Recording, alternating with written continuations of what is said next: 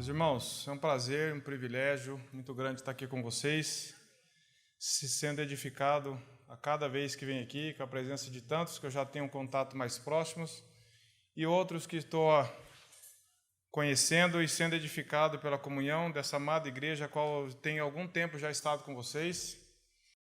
Graças a Deus. Eu queria ler o texto da palavra de Deus.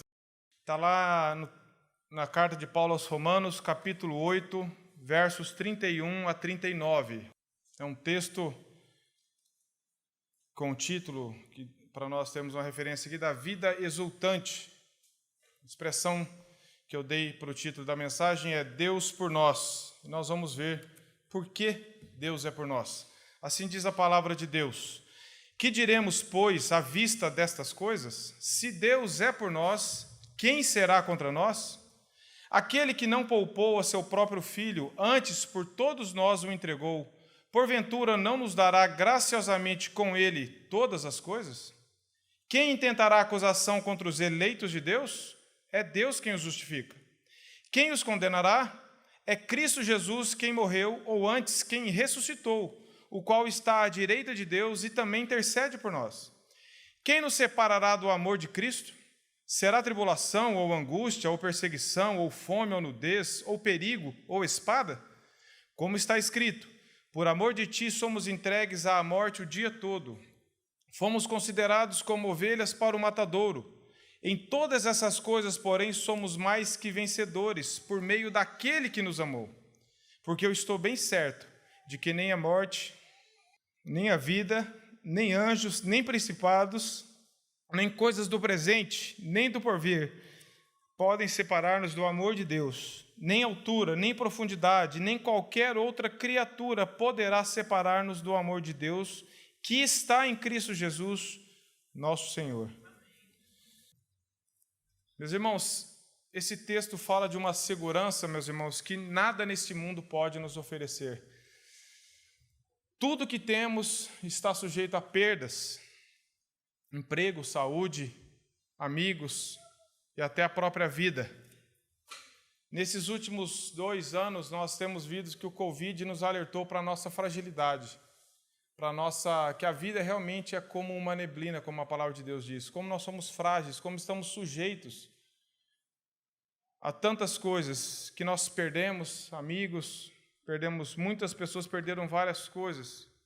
Mas aonde então, meus irmãos, nós podemos encontrar segurança para vivermos acima dessas perdas, para vivermos uma vida que não está sujeita a medos de perdas, de problemas, que podem nos afastar do amor de Cristo?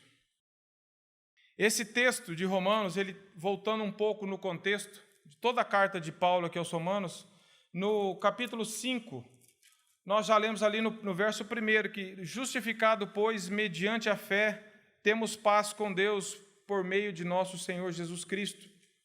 Veja que a justificação nos traz paz através do Filho amado de Jesus Cristo. Depois, no capítulo 8 mesmo, de Romanos, nós lemos no verso 1, agora, pois, já nenhuma condenação há para os que estão em Cristo Jesus. Que segurança!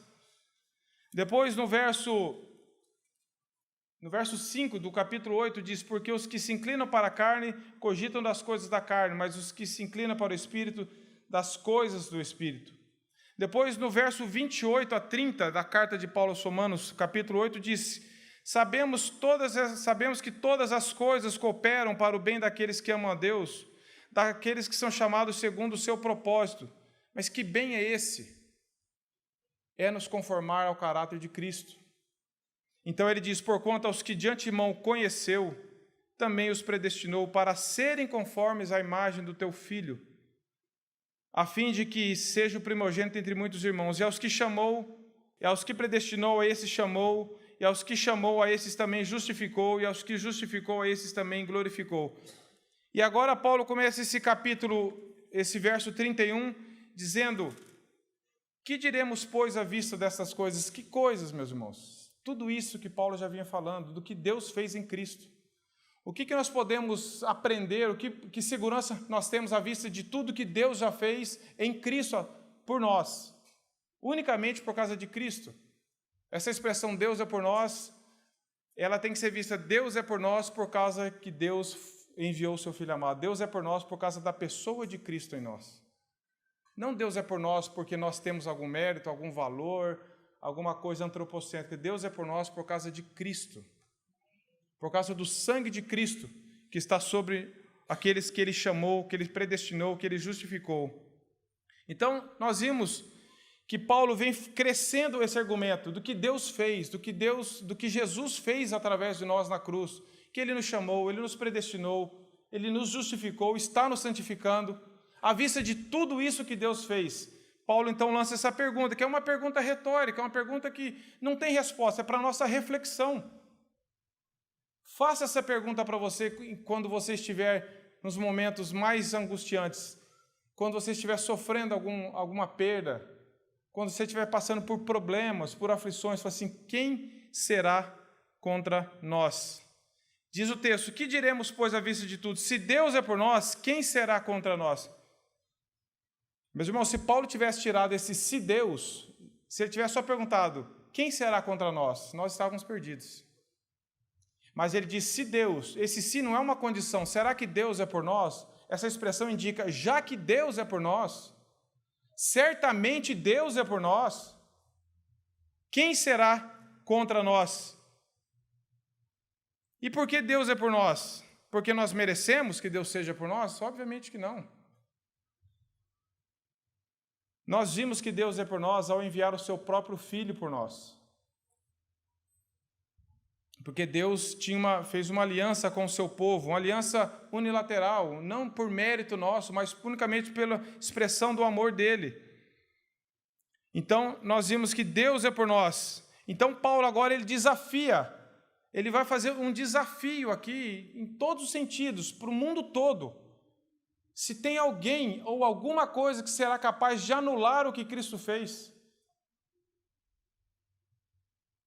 Deus já provou ser por nós ao enviar o seu Filho para nos justificar, nos perdoar e nos adotar na família de Deus. Se Deus apenas tivesse nos salvado, mas não tivesse nos adotado, nós também estaríamos sem a família de Deus, que é a igreja. Mas Deus, além de nos perdoar, de nos libertar da culpa, de forma graciosa nos adotou. Falou assim, vem morar na minha casa, como nós podemos ver, que não é essa casa, mas na minha família.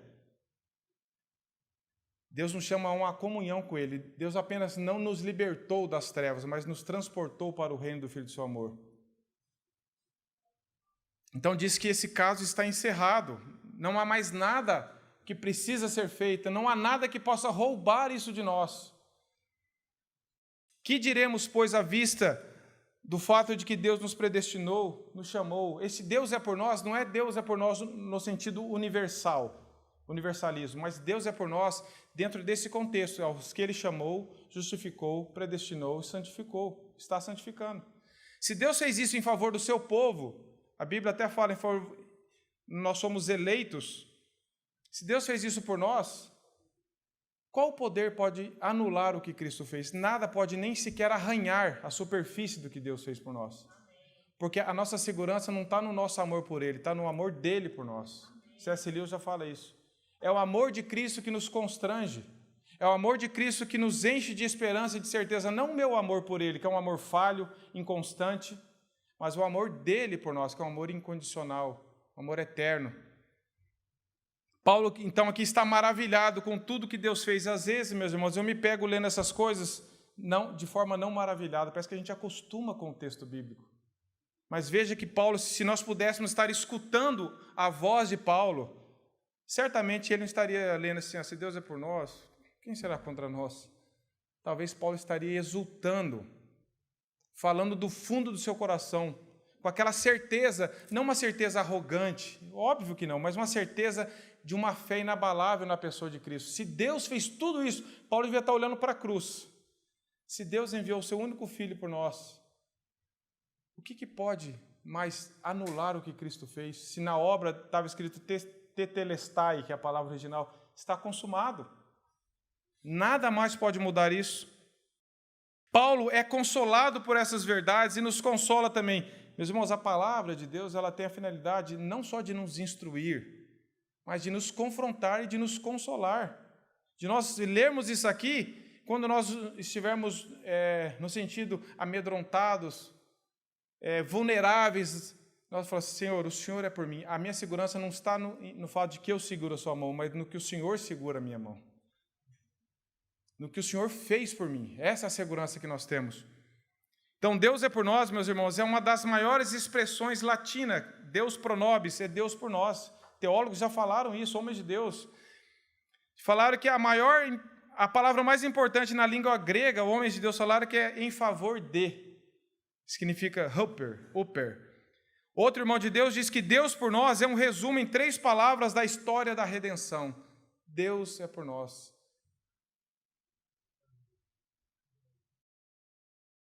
O Antigo Testamento, meus irmãos, afirma de várias vezes que Deus está com o seu povo, que Deus é a favor do seu povo. Quem quiser anotar, Salmo 56, 9, Isaías 33, 21, Ezequiel 34, 30 e Ezequiel 36, 9. Salmo 56, 9, repetindo, Isaías 33, 21, Ezequiel 34, 30 e Ezequiel 36, 9. Essa era a confiança do salmista também no Salmo 118, verso 6, quando ele diz, o Senhor está comigo, não temerei, que me poderá fazer o homem? Veja que o povo de Deus sempre tinha essa certeza de que Deus era com eles, estava com eles. Essa afirmação é a base do argumento de Paulo, da segurança de Paulo. Está a base para tudo que nós vamos ver a seguir. Como Deus, nós lemos lá em Gênesis 39, quando diz que Deus era com José. Aconteceu coisas ruins com José? Sim. Do ponto de vista humano, sim, nós conhecemos a história. Mas Deus continuava sendo com José. E Deus guiou toda a história para conduzir a vida de José quando nós conhecemos. Então, o fato de Deus ser por nós, nós vamos ver, não é uma blindagem para que não aconteça nada de ruim conosco da nossa ótica. Essa história de que sou filho do rei, mereço melhor, de que nada acontece com a nossa vida em termos de oposição de inimigos, isso é mentira. João 16, 33, o que Jesus fala? No mundo tereis, mas tem de bom ânimo. Ele diz, eu venci o mundo. A palavra de Deus é clara que nós estamos sujeitos a perdas, a dores, a problemas, mas essas coisas, meus irmãos, passam longe, mas não tem nem como argumentar que elas podem anular ou arranhar ou ofuscar o que Cristo fez por nós. Essa segurança de que nós temos através da cruz de Cristo. Então, essa aqui não é uma mensagem triunfalista humana. Deus é por mim, então eu vou sair, vai abrir tudo, vou realizar meus sonhos, as portas vão se abrir. Não é nesse sentido, é no sentido de que o que Cristo fez, ninguém pode desfazer. E a nossa segurança é essa. Para enfrentarmos tudo o que temos que enfrentar aqui nessa vida, como aconteceu com os homens de Deus, com os discípulos, com os apóstolos, com homens de Deus que sofreram perseguição, sofreram mortes, mas morreram crendo unicamente pela graça de Deus, porque ninguém pode tirar isso de nós. Então, nós lemos que se Deus é por nós, quem será contra nós? Qual que é a resposta? Ninguém. Ninguém pode ser contra nós no sentido de anular o que Cristo fez. Claro que os cristãos têm opositores, têm adversários. A igreja, certamente, ela é perseguida desde o primeiro século, desde quando passou a existir. Nós temos muitos opositores, muitas pessoas que são contra o cristianismo e contra os cristãos. Mas esse ser contra não faz nem frente com o que Cristo fez. Então, nesse sentido, não é que Paulo está falando assim, ninguém vai ser contra nós. Você pode viver tranquilo, você não vai ter oposição. Vai ter oposição. Mas ninguém pode anular o que Cristo fez. Ninguém pode nos roubar das mãos de Deus, que são invioláveis. João fala isso. O que o Pai me deu, de modo nenhum, ninguém os arrebatará. Ninguém será contra nós no sentido de anular o que Cristo fez. Depois, no verso 32, diz, aquele que não poupou o seu próprio filho, antes por todos nós o entregou, porventura não nos dará graciosamente com ele todas as coisas? Aqui é uma alusão a Gênesis 22, 12, 16, no caso de Abraão e Isaque, quando Abraão não poupou o seu filho a favor do pedido de Deus, mas Deus lá poupou tanto Abraão quanto Isaque, oferecendo-se um animal para morrer no lugar dele. Agora, Cristo não podia poupar Jesus em nosso favor, porque Jesus veio com essa finalidade de dar a sua vida. Ele falou, se o grão de trigo não vier e morrer, não pode dar vida. Se Cristo poupasse, se Deus poupasse Jesus, no sentido de não levá-lo à cruz e morrer, apenas hipótese, nós não teríamos vida, irmãos. Por isso que fala que aquele que não poupou o seu próprio filho, o seu único filho, ele deu o seu único filho por nós. Jesus, vamos dizer assim, não foi morto por ninguém. Deus o entregou. Voluntariamente Jesus se entregou por nós. Então aqui disse, ele deu o bem maior, não nos dará as outras coisas? Obviamente, o contexto é que não nos dará tudo que precisamos para caminhar e crescer na vida com Deus e sermos mais que vencedores em nome de Cristo. Não é que Deus vai dar tudo que nós pedimos, claro que não é isso. Mas será que Ele não vai dar tudo que precisamos para a nossa vida cristã, meus irmãos? Se Deus deu o Filho dele do bem maior, ele passa do raciocínio maior para o menor.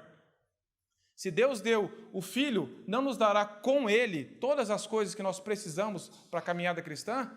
E nós ainda duvidamos, meus irmãos, muitas vezes, do amor de Deus, da assistência de Deus por nós. Será que Deus me esqueceu? Será que Deus me desamparou? Será que Deus me ama? Ele já provou que nos ama. Olha para a cruz. Olha para o Filho dele. Quer prova maior do que essa? Será que Ele, dando o maior, não vai dar as coisas que conduzem essa caminhada? Claro que vai. Ele, por todos nós, o entregou. Porventura, não nos dará graciosamente com Ele todas as coisas. Não tem nada fora de Cristo para nós, meus irmãos. Que nós possamos ver a centralidade da pessoa de Cristo aqui. Deus não poupou o seu Filho, antes o entregou. Veja o contraste. Ele não poupou, Ele entregou o seu Filho por nós. Ele deu o seu bem maior numa morte substitutiva por todos nós. Aquilo que ninguém podia fazer. Nenhum homem no mundo podia fazer o que Cristo fez por nós. Precisava ser uma vida perfeita, 100% Deus e 100% homem, para derramar o seu sangue por nós. E Deus deu o seu único Filho para fazer isso por nós. Quem será contra nós? Ninguém. Se Deus deu o seu único Filho por nós, muitos serão contra nós, eu já falei. Muitas pessoas podem nos opor, mas se nós lermos esse texto e pensarmos, Deus deu o seu Filho, o que pode anular a cruz de Cristo em favor de nós, meus irmãos? Nada. Certamente, esse texto está dentro do contexto menor, está falando daqueles que foram chamados, daqueles que foram justificados. Existem muitas coisas contra nós, pessoas e situações. Desde a época de Paulo existiam muitos problemas, muitos parecidos com o que nós enfrentamos hoje. Existia vírus, bactérias, acidentes, crimes, pessoas más, ladrões, desempregos, corrupção, traições, abandonos. Existia isso sempre. Desde que o pecado entrou no mundo, essas coisas existem. E Paulo está falando que nada disso é contra nós, nada disso pode nos separar do amor de Deus. Elas agem contra nós. Elas muitas vezes nos causam desânimo, nos causam dúvidas, muitas vezes. Nos abatem, às vezes nos trazem um pouco de confusão, mas elas não anulam o que Cristo fez por nós. Se nós mantermos os olhos para a cruz, essas coisas começam a perder a força diante de nós. O fato de Deus ser por nós, meus irmãos, eu volto a repetir, não é um evangelho triunfalista, que não acontece nada. Isso precisa ser enfatizado, porque Jesus trouxe essa mensagem. Mas nada disso pode roubar-nos do amor de Cristo. O sofrimento é uma realidade.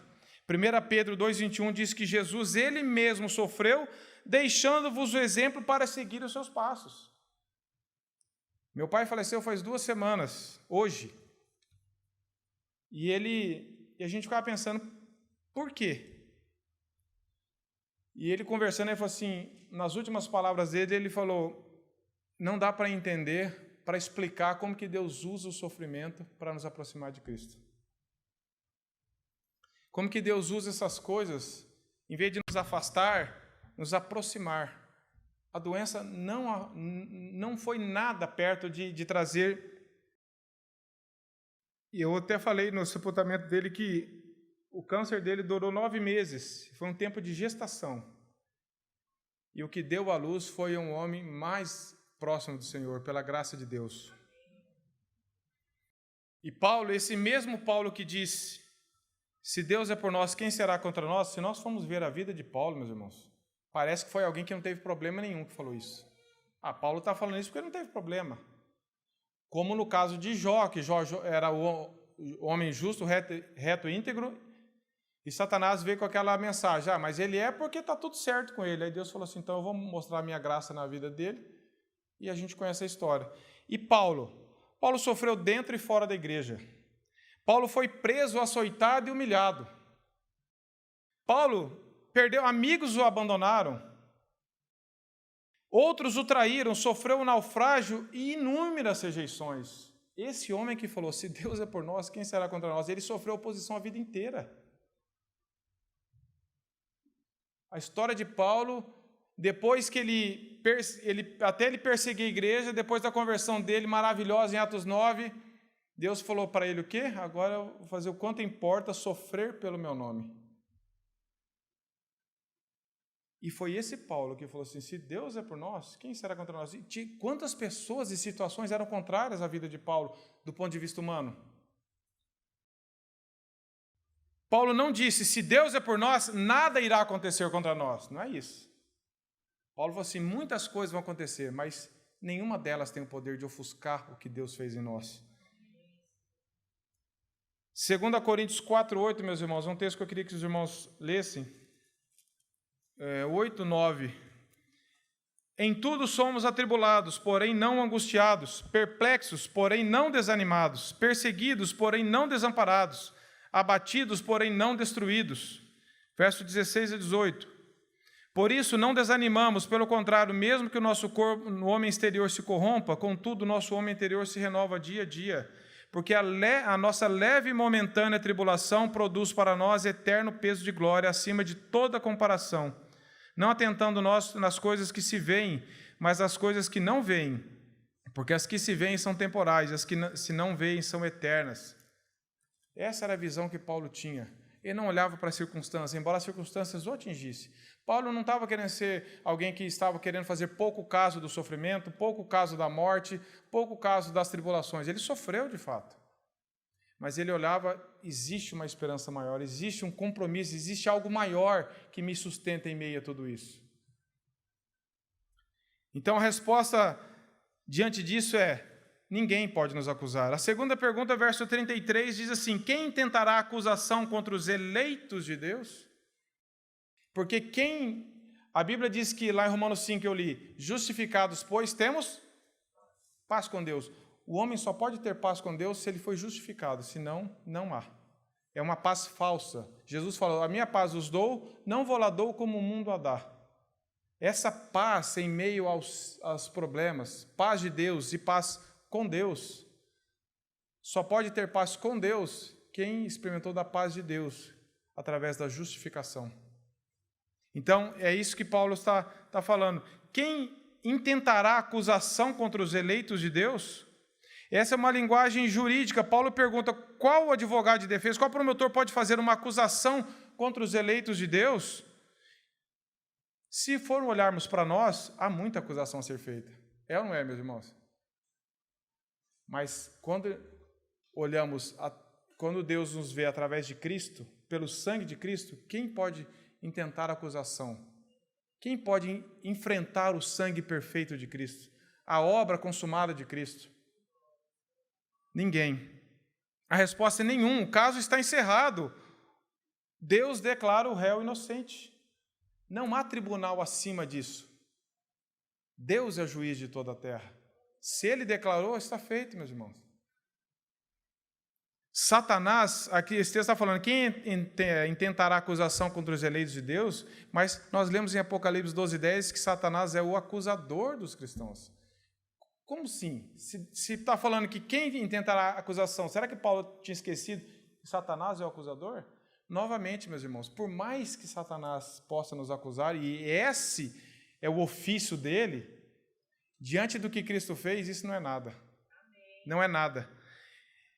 Sproul, eu vou tomar a liberdade de dizer o que Sproul disse no comentário dele de Romanos. Ele falou assim, a principal obra de Satanás na vida do cristão não é a tentação. Apesar de ele estar empenhado nisso, sua principal obra é a acusação. Ele nos acusa a fim de tirar a nossa esperança, a alegria e a consolação que é nossa em Cristo. Ele fica lembrando de nossos pecados, ele continua nos falando de nossas imperfeições. Ele fala, ele nos acusa. Mas se nós olharmos para Cristo, o que é isso? O que é uma acusação de Satanás quando nós olhamos? Não quando eu olho para mim mesmo, fala, não, mas eu sou bom, mas se eu olhar para mim mesmo, se você olhar para você mesmo, irmão, nós afundamos. Mas quando nós recorremos ao sangue de Cristo, Satanás nos acusa, certamente, mas não pode fazer nada. A perfeita obediência de Cristo é transferida para todos aqueles que depositam a fé nele. Olha o que Sproul diz, é tão inútil, eu achei isso impressionante, meus irmãos, ele diz assim, é tão inútil para alguém fazer uma acusação contra nós, como é fazer uma acusação contra Cristo, porque estamos vestidos com a sua justiça. Amém. Somos justificados pelo mérito de Cristo, fomos declarados justos unicamente pelos méritos de Cristo. Deus, uma vez que o soberano supremo juiz nos declara justos à sua vista, todas as calúnias do mundo não são capazes de produzir qualquer impacto sobre a certeza do julgamento final de Deus sobre nós. Amém.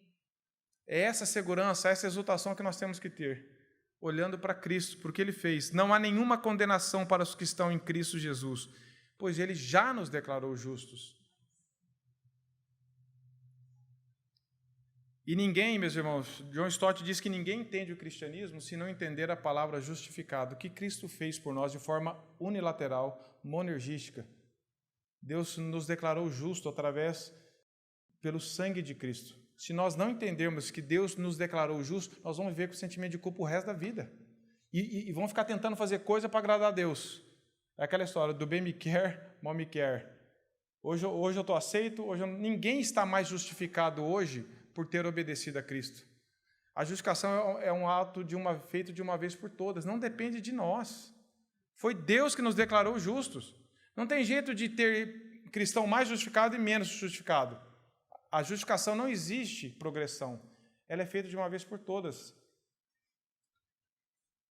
E por causa disso não existe condenação. Isaías 58 diz assim, perto está o que me justifica. Quem contenderá comigo? Apresentemo-nos juntamente. Quem é o meu adversário? Chegue-se para mim. A justificação, novamente, não nos blinda de problemas e adversidades. Nós sabemos disso. Não nos torna imunes a problemas, mas ela nos torna blindados com relação à destruição. Podemos sofrer, podemos ser atingidos, cristãos podem ser perseguidos, mortos, passar por vários problemas, mas o que Cristo fez, ninguém tira. Amém. Essa é a nossa segurança. Haverá acusações? Sim, os cristãos são acusados. Mas pode destruir o que Cristo fez? Não. Essa é a resposta. Quem nos condenará? Pergunta do verso 34. Quem nos condenará? Veja que primeiro fala, quem será contra nós? Ninguém. Depois fala, quem intentará acusação? Ninguém. E agora a pergunta, quem nos condenará? Você vê que está crescendo. Quem será contra? Quem acusar? Agora já está falando de condenação. Quem nos condenará? Verso 34. É Cristo Jesus quem morreu, ou antes quem ressuscitou, o qual está à direita de Deus e também intercede por nós. Meus irmãos, em algum versículo aqui nós lemos o que nós fazemos por Cristo? Não. É tudo o que Cristo fez por nós. Veja, quem nos condenará? Ele começa, é Cristo Jesus quem morreu. É por causa dele. É por causa da centralidade da pessoa de Cristo. Ninguém tem o poder de ser contra nós. Imagine, meus irmãos, se você estivesse diante de um tribunal celeste, assentado como você está. Você é o pecador, você é o acusado. Eu sou o pecador, eu sou o acusado. Nós estamos sentados no banco do céu, sendo interrogados pelo advogado de acusação. Satanás, o melhor acusador que já existiu, está nos acusando. Ele traz cada um dos nossos pecados que nós cometemos, seja em pensamentos, palavras ou atos. O acusado merece justiça e não misericórdia, inferno e não céu, diante das condenações, se for olhar para os fatos. Quando o advogado de acusação termina seu discurso, tudo indica que o acusado não tem a mínima chance. Não tem jeito. Mas então, o advogado de defesa, Jesus Cristo, apresenta os motivos pelos quais o acusado deve ser absolvido. Ele mostra suas mãos e pés. apresenta os motivos pelos quais e mostra o seu lado transpassado e o seu sangue derramado na cruz. Em seguida, Deus, o juiz, declara: o réu foi absolvido, caso encerrado. Nós sofremos acusação, mas quando Jesus Cristo é o nosso advogado, quando ele se apresenta e mostra as marcas do que ele fez, o sangue derramado, acabou a acusação. Acabou qualquer chance de condenação. É isso que nós precisamos crer, é isso que nos traz segurança. Não olhar para nós, do que eu faço, do que eu fiz, mas do que Cristo fez na cruz por nós.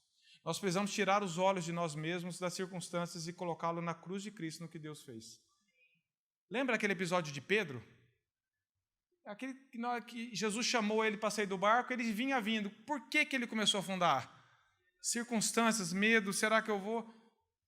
Meus irmãos, aquele é um retrato da nossa vida. Quando eu começo a olhar circunstâncias, problemas, adversidades, doença, Deus vai ficando pequeno. Mas quando eu olho para a cruz, os problemas ficam menores. Eles existem. Somos afetados. Não é que nós vamos fazer de conta que não existe. Não é isso. Mas nós vamos enfrentá-los com o poder de Cristo. Porque Paulo fala lá em 2 Coríntios: o meu poder se aperfeiçoa na fraqueza. Então nós precisamos crer nisso. Tirar os olhos das circunstâncias, tirar os olhos de nós mesmos e olhar unicamente para a cruz. Martinho Lutero conta que uma vez ele estava se sentindo acusado diante de Deus. O inimigo estava trazendo todos os pecados diante dele, e ele foi afundando. E diz então que no final desse período que ele estava ali com o Senhor, ele ainda parou, ele falou assim: e você ainda esqueceu desse. Mas tem mais uma coisa, Deus já me declarou justo pelo sangue de Cristo. Então, isso fala assim, por mais que tenha acusações, por mais que você seja acusado e eu seja acusado, se nós olharmos para o que Cristo fez, as acusações vão existir, mas elas não vão mais pesar sobre os nossos ombros, porque Cristo tomou as nossas dores e levou sobre si todo o castigo que era meu e seu. Agora nós vemos que nenhuma condenação há, porque Deus já nos declarou. Deus é por nós, meus irmãos. É nesse sentido que Deus é por nós. Que segurança maior nós podemos ter, meus irmãos, que Cristo morreu, mas venceu a morte e ressuscitou. Por isso não cabe mais acusação para nós. Isaías 59 diz que: eis que o Senhor Deus me ajuda, quem há que me condene? Eis que todos eles, como um vestido, serão consumidos, a traça os comerá. Estevão, nós sabemos do caso de Estevão, de Atos 7, fantástica a história de Estevão. Estevão foi apedrejado e estava condenado pelo tribunal humano. Mas diante do tribunal de Deus ele estava totalmente absolvido. Por isso que ele pôde orar: Senhor, perdoa essas pessoas. Ele não se sentiu condenado, embora fosse apedrejado. Quando nós temos a certeza de que Deus nos libertou, de que Deus nos justificou, isso traz paz ao nosso coração, independente das circunstâncias. Por mais que sejamos condenados, atacados, injuriados, e a zombaria e a crítica sempre foi uma arma do diabo contra os cristãos. Sempre foi. Amedrontar. E se nós olharmos para nós mesmos, nós vamos cada vez mais afundar. Nós precisamos tirar os olhos das circunstâncias e olhar para Cristo. E Deus agora também intercede por nós.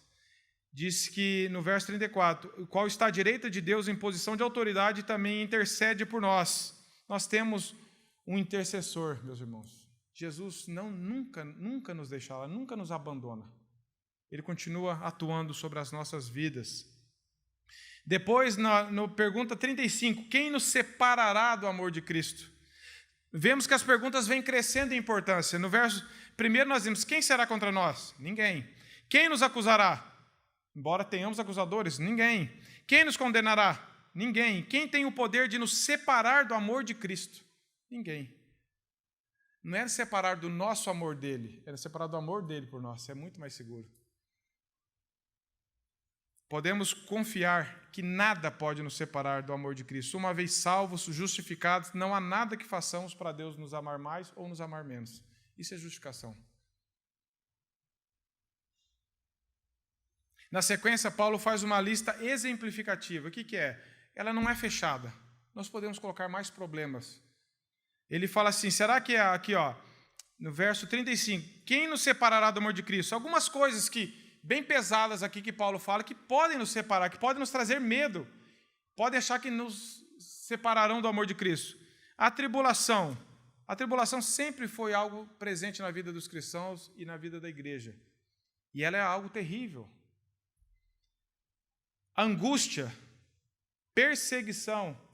Nós lemos na história da igreja que o sangue dos mártires era a semente do evangelho. Quanto mais os mártires morriam, mais a igreja crescia.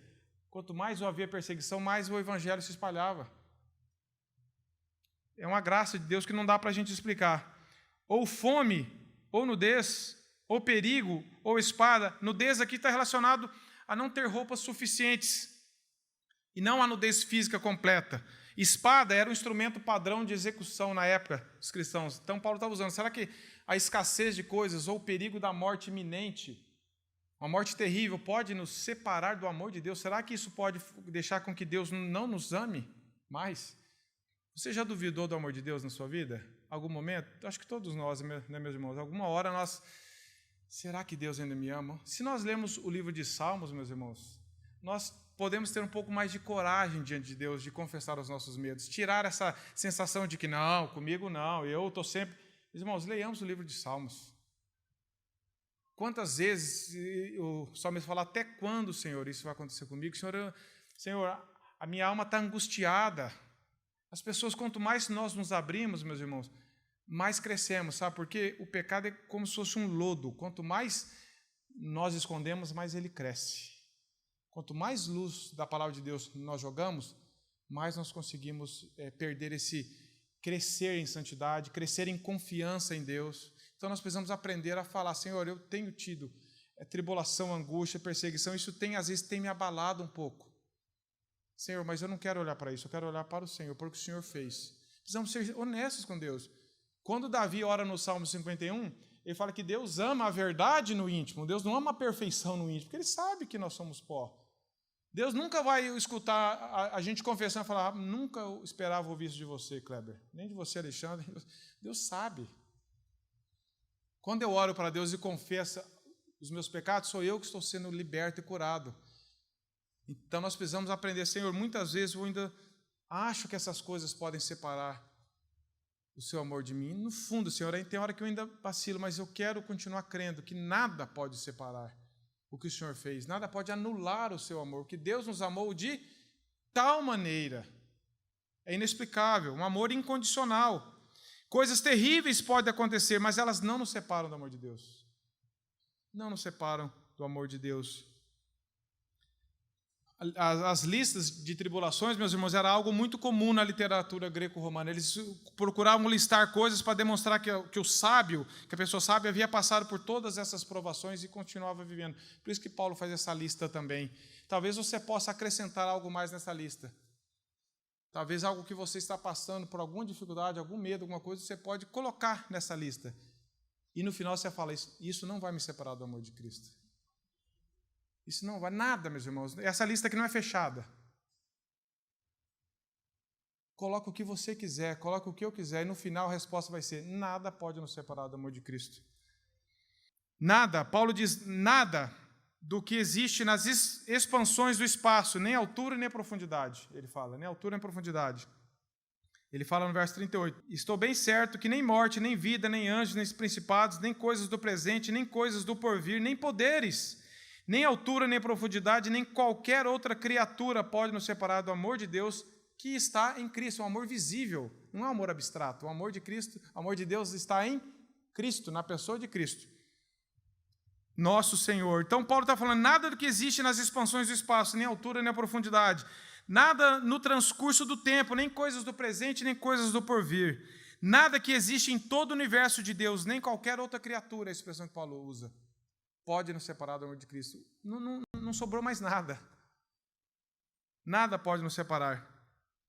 Paulo e nem nós minimizamos o perigo das doenças, a desgraça que às vezes essas coisas trazem sobre a nossa vida, perdas, dores.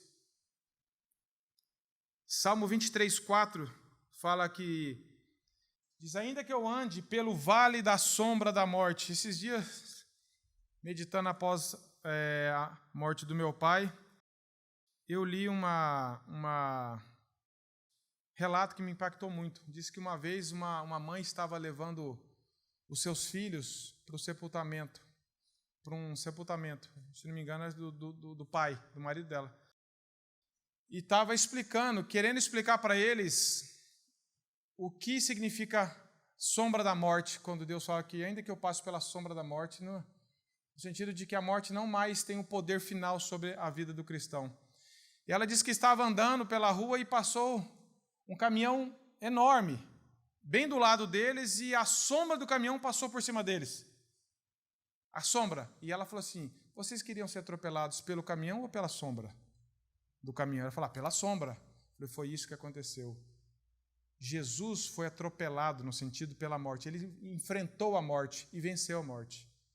E hoje, por causa da morte e da ressurreição dele, nós passamos pela sombra da morte, que ela não nos destrói mais. Jesus venceu a morte por nós. E meu pai falava, as últimas palavras dele, falou assim, se eu pudesse pregar mais uma vez para a igreja, eu ia pregar, não tenham medo da morte. Então, Paulo está falando que dessas coisas, Paulo não está ridicularizando, porque a morte não é consequência natural da vida, é consequência natural do pecado. Porque a morte entrou no mundo pelo pecado. Jesus, diante da morte de Lázaro, ele fez o quê? Bateu palma? Ele chorou. Porque a morte não era para acontecer se não fosse o pecado. Mas não há desespero, porque há esperança em Deus. Então, não é que Paulo está ridicularizando, falar, não vai acontecer nada, não tem dor, ninguém sofre, não é isso. Mas aquele algo que, ao mesmo tempo que você sente a tristeza, você é consolado na medida certa.